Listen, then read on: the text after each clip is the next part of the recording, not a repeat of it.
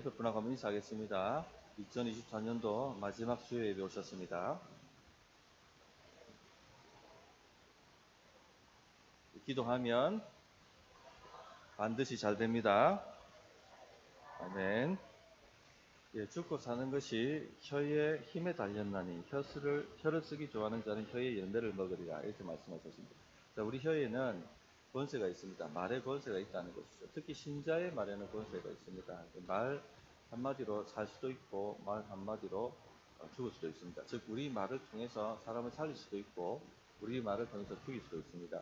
우리 말을 통해서 교회를 살릴 수도 있고 우리 말을 통해서 교회를 죽일 수도 있습니다. 우리말을 통해서 경산을 살릴 수도 있고 우리말을 통해서 경산을 죽일 수도 있습니다. 이처럼 말의 권세는 놀라운 것이고 탁월한 것입니다. 우리가 말을 잘 사용해야 됩니다. 분별해서 축복의 말, 축복의 도구가 되어야 되지 저주의 도구가 되면 안 됩니다. 마귀는요, 이 모든 것을 잘 알고 있기 때문에 우리 말을 공격합니다. 우리 말을 장악하려고 합니다. 그래서 저주하는 말을 사용하도록 그렇게 부추기고 만듭니다. 생각이 없으면, 분별이 없으면 지금 내 말이 누구의 손에 잡혀서 쓰임을 받고 있는 건지를 모릅니다. 그리고는 막 하는 것이죠. 그런데 그 열매를 다 본인이 먹게 되어 있습니다. 그러므로 우리가 말을 잘 분별해서 써야겠습니다. 오늘은 저주로 사용되는 말의 권세를 좀 알고 또 축복으로 사용되는 말의 권세를 좀 알아가야 하겠습니다. 먼저 저주로 사용되는 말의 권세입니다. 자, 우리 말이 만약 관계를 파괴시키고 있다면 지금 우리 말은 저주로 사용되고 있는 겁니다. 마귀는요 관계를 분열시킵니다. 마귀의 본성 중에 하나가 분열입니다. 분열. 그래서 마귀가 들어가는 곳마다 분열이 일어나지 않습니까? 마귀가 부부 사이에 들어가면 어떻게 됩니까? 부부 관계가 안 좋아집니다. 악화되는 것이죠. 마귀가 부모와 자식 사이에 들어가면 부모와 자식이 원수가 됩니다. 마귀가 교회 공동체 안에 역사하기 시작하면 어떻게 되겠습니까? 교회 공동체가 분열되기 시작합니다. 목장이 역사하면 목장 사람들이 마음을 닫고 서로 분열하고 반목하고 미워하게 되는 것이죠. 그래서 관계가 파탄나고 있다면 거기에는 성령이 거하시는 것이 아니라 마귀가 역사하고 있다 이렇게 보시면 됩니다. 마귀의 본성이 분열입니다. 태초에 마귀가 시작했던 일이 무엇입니까? 분열이었죠. 하나님과 사람 사이의 분열이었습니다. 어떻게 분열시켰습니까? 말로 분열시켰습니다. 하나님과 하와를 이간질하는 말을 사용했죠.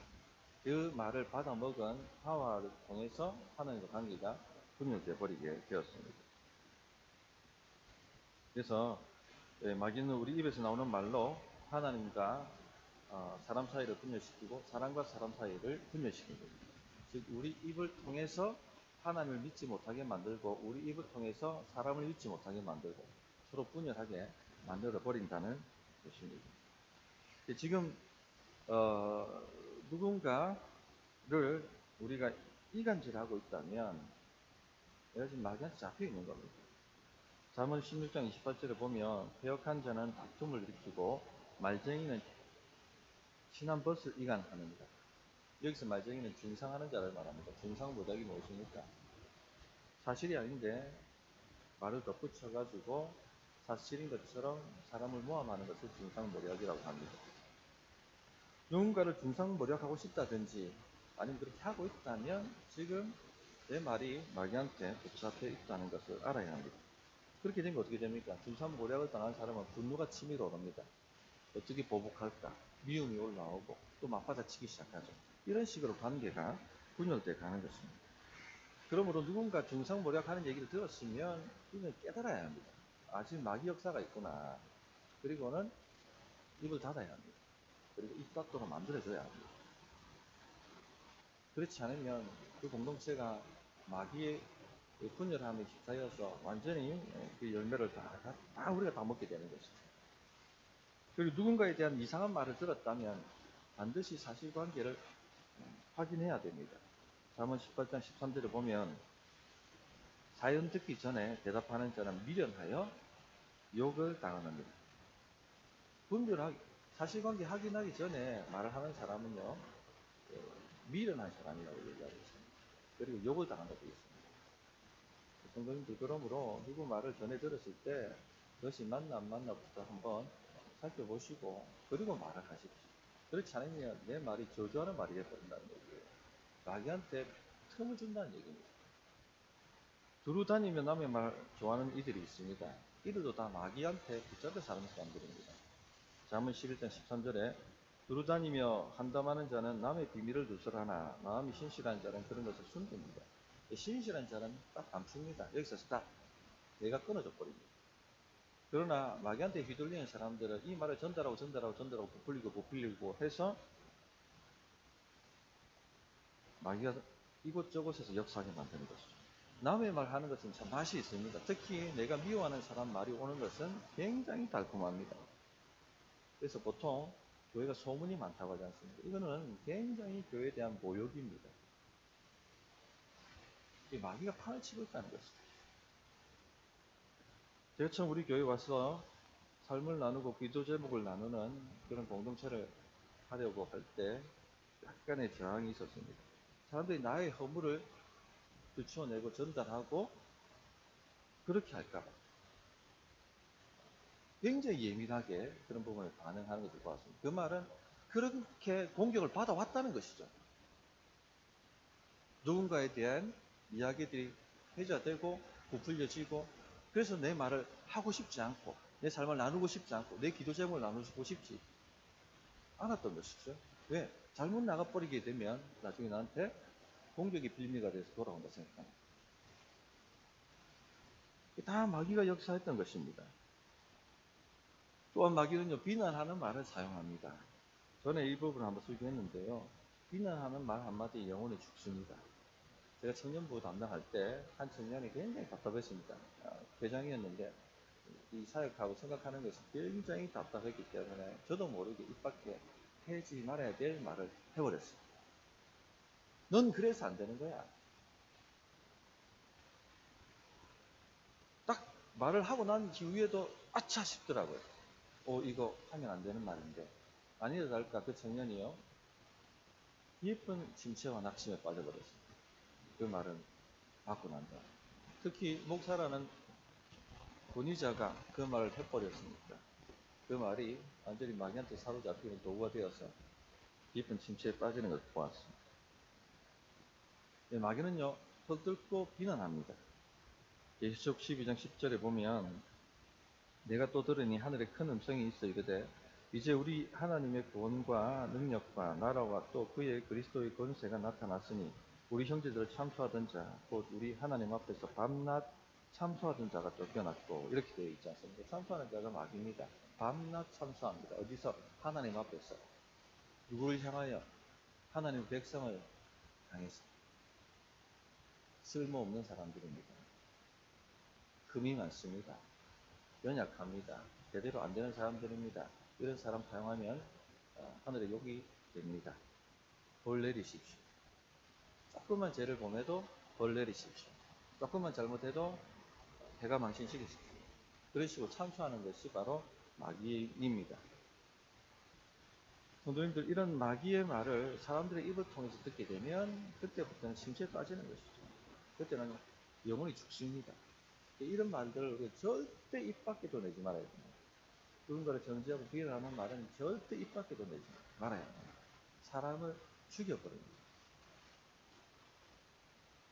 또 이런 비난하는 소리를 내가 들었을 때는요, 마귀 역사구나 아십시오. 저 사람이 참 안타깝다. 마귀한테 붙잡혔다.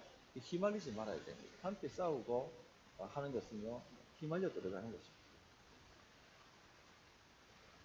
그렇다면 이제 축복의 말의 권세를 알아야 되겠죠. 우리에게는 축복의 권세가 있습니다. 우리 말에는 축복의 권세가 있습니다. 우리 말을 통해서 사람이 살아나기도 하고 또 그 사람의 문제가 해결되기도 합니다.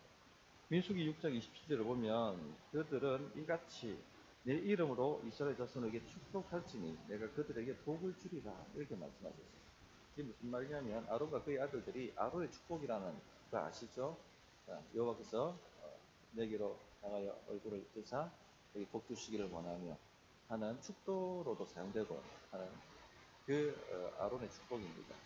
너희들이 백성을 향해서 이 축복의 말을 축복하면 내가 축복을 해주겠다 이렇게 말씀하신 거예요. 축복에 권세가 있다는 얘기입니다. 근데 이것은 대제사장만 갖고 있는 것이 아니라 하나님의 백성도 이 축복의 권세를 가지고 있습니다. 우리가 룻기를 지금 살펴보고 있는데 주일날 룻기 4장에 가면은 그 성읍 장로들과 백성들이 보아스와 룻을 축복하는 얘기가 나와요.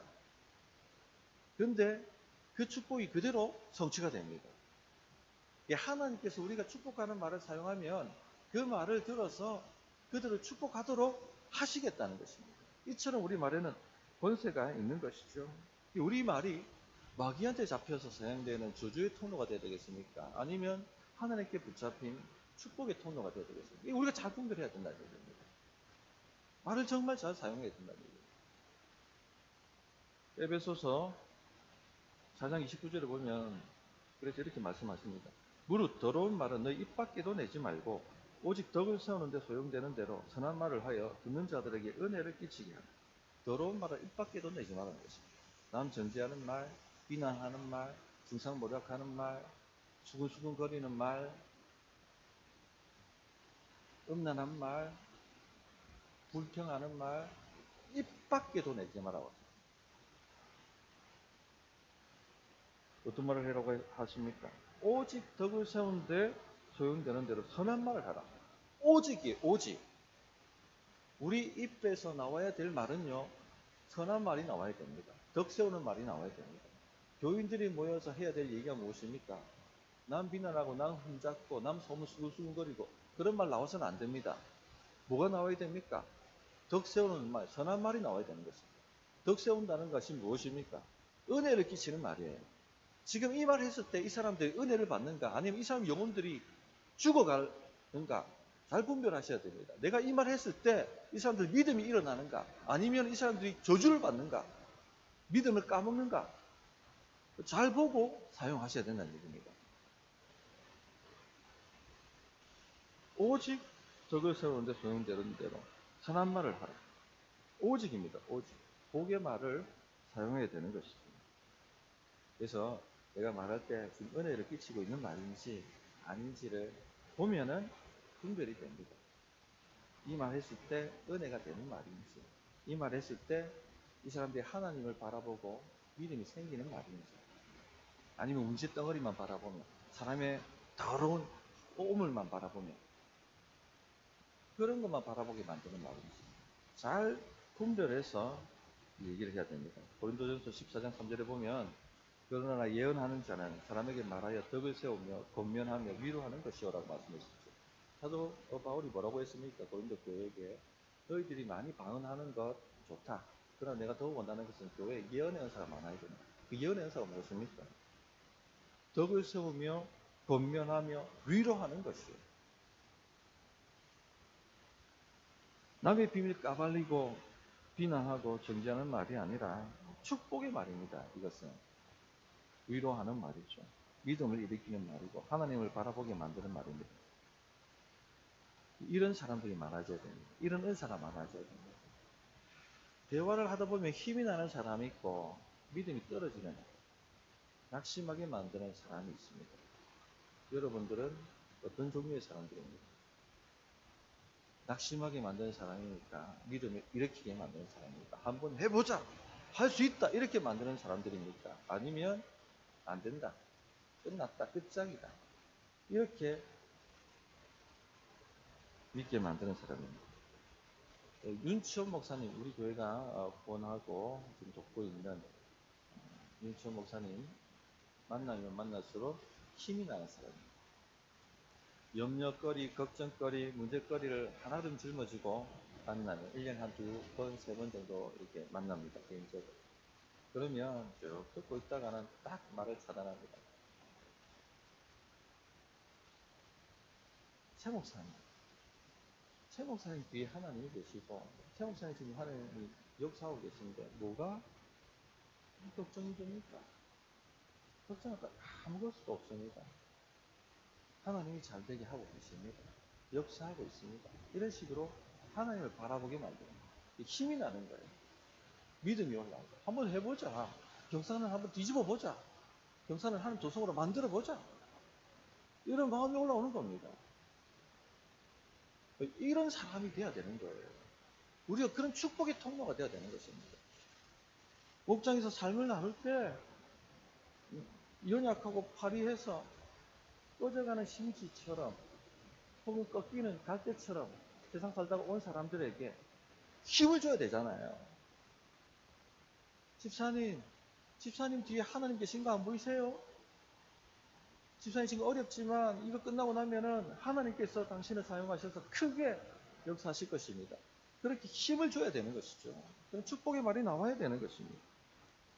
전에 김천옥 씨라는 분을 살린 일에, 말로 회복시킨 일에 대해서 말씀드린 적이 있습니다. 40이 넘었지만 직장도 없었고 매일 산으로 들로 돌아다니면서 나는 죽는다, 나는 안 된다. 그렇게 살아가던 사람이었습니다. 늘 불안에 떨고 강박에 시달리고 마귀가 자기를 잡아서 망치게 만들고 있다 생각하고 자기 육체에 들어와서 병을 일으키고 있다라고 그렇게 믿는 사람이었습니다. 매일 새벽 기도 나오고 매일 예배 나오지만 이 불안이 쉽게 쉬지 않는 것이죠. 그래서 사람들 만나서 늘 하소연합니다.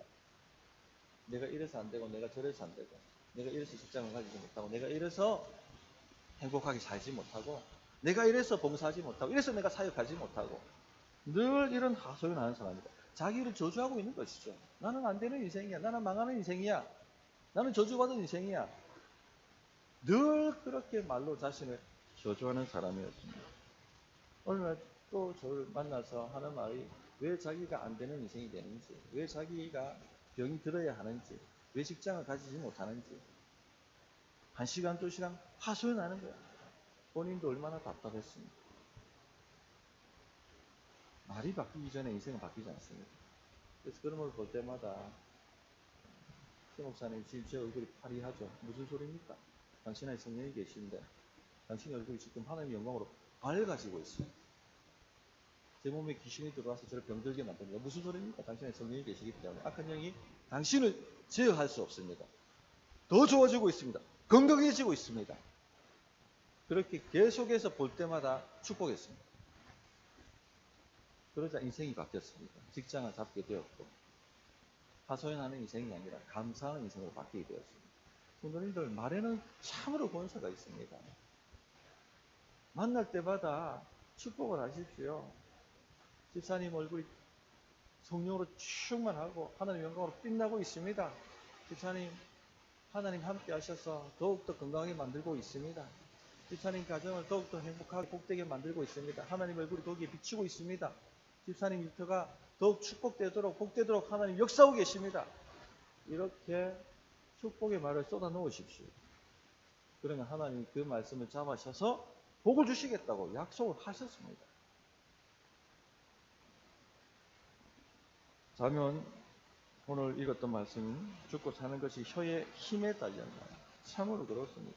혀를 쓰기 좋아하는 자는 혀의 열매를 먹으리라. 자, 우리가 잘 써야 됩니다. 어떤 열매를 먹을지는 우리가 어떻게 쓰느냐에 따라 달라지는 것입니다. 저주하는 권세로 사용될 수도 있고 축복의 권세로 사용될 수도 있습니다. 저주의 통로가 될 수도 있고 축복의 통로가 될 수도 있습니다. 사람을 살리는 사람이 되십시다. 교회를 살리는 사람이 되십시다. 공동체를 살리는 사람이 되십시다. 무엇으로 할 수 있습니까? 말입니다. 말로 할 수 있습니다. 그래서 나는 저분하고 대화하고 싶고 나는 저분하고 목장하고 싶고 나는 저분하고 삶을 나누고 싶고 기도를 나누고 싶고 그런 사람이 되면 성공한 것입니다. 그런 덕스러운 사람들이 다 되시기를 예수님 이름으로 축복합니다. 예, 말씀 들고 한번 기도하도록 하겠습니다. 말의 분별력을 주시고 저주하는 말을 잘 분별하고 그 저주하는 말을 하지 않게 입밖에도 내지 않게 해주시고 오직 덕세우는 말, 축복의 말, 축복의 통로가 될 수 있도록 한 말 사용해 주십시오. 그렇게 내가 드리기를 원합니다. 제 입술을 드리기를 원합니다. 그렇게 기도하며 함께 기도하겠습니다. 하나님 아버지 감사합니다.